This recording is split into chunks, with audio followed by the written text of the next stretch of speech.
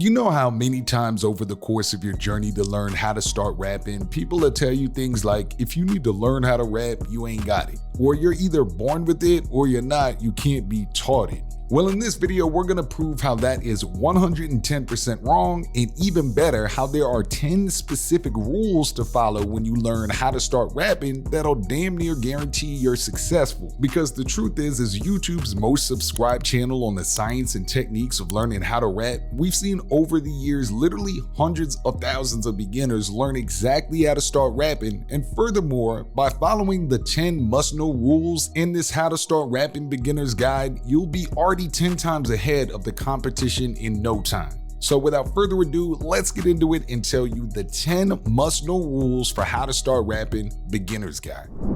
Now, the first must-know rule for how to start rapping is have a topic for every rap you write. Alright, so we're starting with this one because first off, when you start rapping, you might want to emulate some of the famous artists who seem to jump from topic to topic in their most famous verses. I'm thinking about people like Lil Wayne, who have 4 punchlines stacked together to talk about how much money he makes, right next to a line about how many chicks he's got, and then a random bar about what his weaponry, we'll call it that, will do to people. Or Eminem having tons of random hilarious bars about what he'd do to his mother next to a line about how he's the greatest MC. But the truth is, those artists do that on a specific entertainment-based braggadocious track or songs, and their most iconic work has a specific topic that they're sticking to. So Lose Yourself for Eminem or Lollipop for Lil Wayne, etc. So for you, when you're just starting, you need to master the ability to stick on topic for a whole verse and eventually a full song so that you can already start creating timeless verses, and then it'll be easier to talk about the funny braggadocious stuff later on. And this doesn't have to be a super complex system either. When I first started learning how to rap, I kept it simple. I'd write a topic down at the top of my page or my notes app, and it can be very basic. I mean, it can be anything like shoes, or my neighborhood or my street, or even my family. I mean, if I remember correctly, one of my first raps just literally had shoes on the top of the page. And so even me as a brand new first time rapper, I at least knew to always bring the next bar back to something about Jordans or Foamposites or whatever, and not chase the wittiest bar that had nothing to do with shoes. So keep your very first raps clear and to the point, and with time, you'll learn how to stay on track with your theme, which will instantly become even more advanced when you go into rule number 2, write a chorus for 75% of your raps. Alright, so once you get the hang of sticking to one topic in your raps, the next big thing is writing a chorus. Look, you should aim to have a chorus in 75% of your songs. Sure, freestyling without a chorus can be fun as hell, and of course you should have fun with that, as we'll describe in the next rule, but if you're serious about rap and want to actually be able to choose if you want to be a professional full-time artist, you need to master the art of songwriting and specifically writing choruses.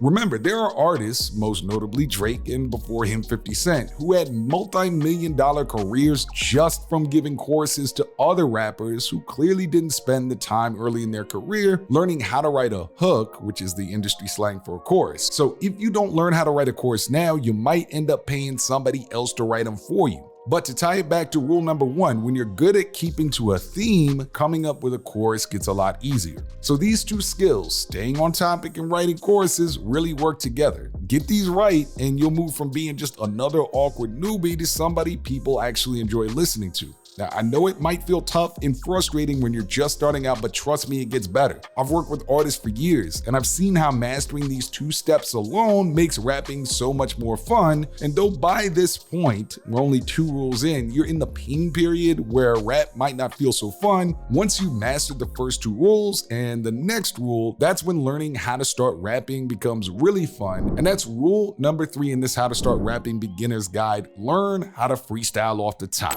Now, of course, next up, you gotta learn how to freestyle off the top. That means coming up with rhymes on the spot as soon as you hear the beat, not pre-writing it and then rapping it. Sure, pre-writing to any beat is cool, like the fire freestyles on LA Leakers or Funk Flex freestyles, but it's not the same as freestyling off the top, on the spot, and spontaneously. Think about artists like Juice WRLD or Eminem who are famous for their off-the-top skills. And yes, even though not all big-name artists can freestyle like this, or at all, it's a key skill because it makes writing songs easier and way more enjoyable. Again, remember we said we want to make it fun to learn how to start rapping and as fun as possible quickly when you're just starting. So when you're good at freestyling, you have more fun and get better at staying on beat since you're used to already quickly adapting your words and flow to the rhythm of the instrumental. Also, freestyling helps with songwriting. It lets you think up concepts, themes, and again, choruses that fit with the beat right there and then. So if you want to learn how to freestyle fast, the best way we found is signing up for our 2-week course called Freestyle Fortnite, Master the Art of Freestyle Rap in 2 weeks or less, which is packed with daily exercises, beats to practice on, and coaching from me, complete with whiteboard sessions. Now you can get discounted access by clicking the first link in the video description for that.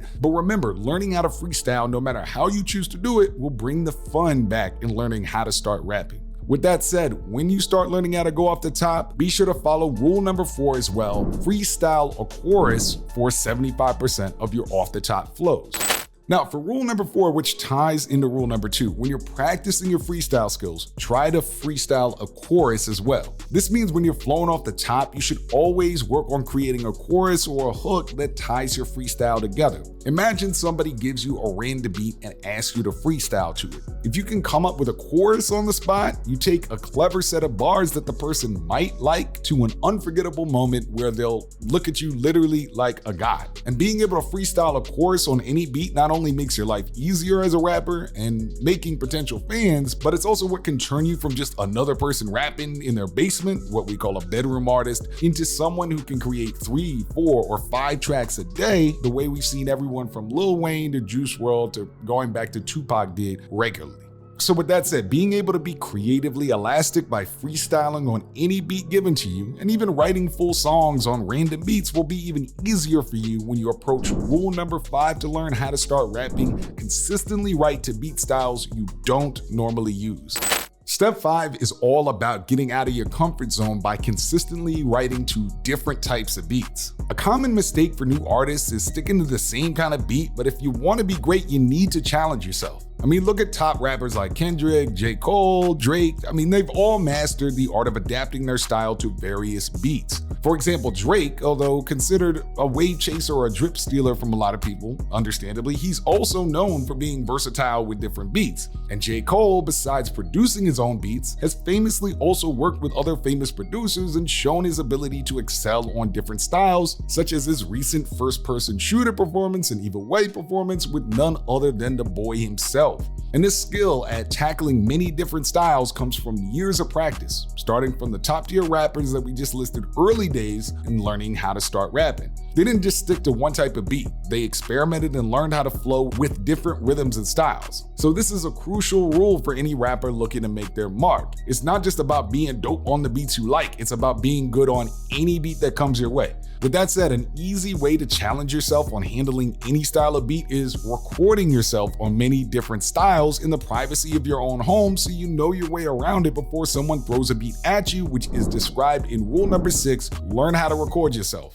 Another quick way to boost your versatility in rap is to learn how to record yourself. Now, many modern rappers like Hove or Lil Wayne use the technique of recording one bar or, half a verse or even sometimes a whole verse without writing anything down. They usually work with a full-time engineer who helps them punch in each line on Pro Tools. Like I said, you can see this with artists like Lil Wayne, but more recently Tory Lanez and NBA Youngboy. You can see this on YouTube, but let's be real, most of us don't have access to a full-time engineer yet. So learning how to record yourself is key.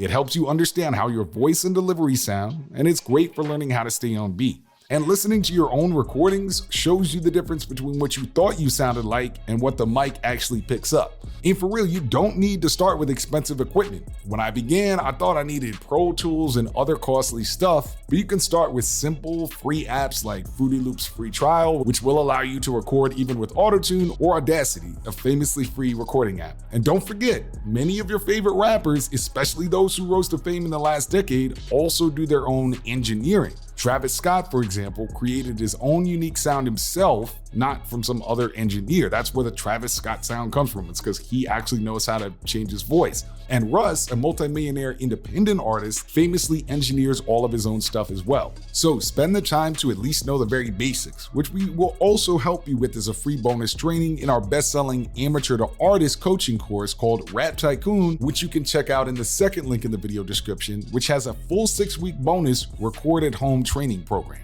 But no matter what, take the time to learn how to create your own sound, and you don't need to show anyone until you're confident about it. That's really valuable, which is described in rule number 7 for learning how to start rapping. Do at least 5 completed songs by yourself before showing anyone else. Now, you might be excited to know you don't need to rush to show off your first track or freestyle to your friends. Let's be real, most people aren't too eager to listen to a new rapper from the hood because, let's face it, there are a lot of trash rappers out there.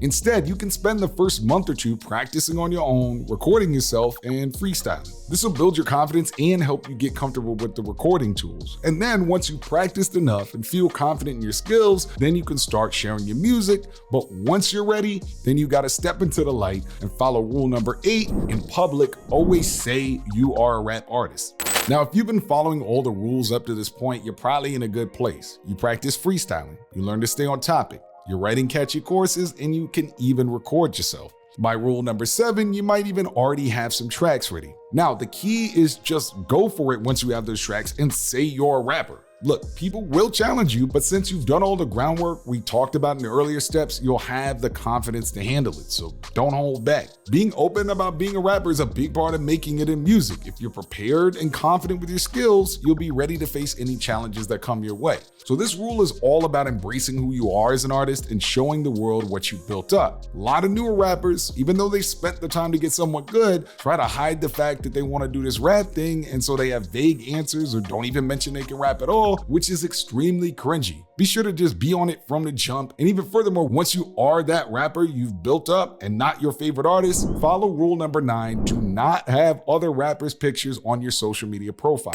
For real, please do not put pictures of other rappers on your social media profiles. Like, I understand you might be a huge fan of Kendrick, Eminem, MGK, or whoever your favorites are, but using their pictures makes you look more like a fanboy and not a real developed artist. Especially if you're younger, like under 20. I know I see a lot of the teens doing this. It's tempting to show your admiration for the artists you idolize by putting up their photos or mentioning their crew in your bio, but this doesn't make you look cool or serious about your rap career. It makes you come off as just a kid who was a fan, not someone who's trying to make it in rap as a serious artist, right? So instead of openly promoting other rappers as if you're just a fan, keep it subtle. If a particular artist influences you a lot, you can give them a shout out in your lyrics, like J. Cole did with his track Let Nas Down, but you don't see J. Cole putting up a picture of Nas in his bio. So the bottom line is, don't use your social media to promote other rappers. It's one of the cringiest things you can do if you're trying to establish yourself as a rapper and be authentic with who you are and what you are doing with your life, which is summed up in the last rule: don't be afraid that you're learning how to rap.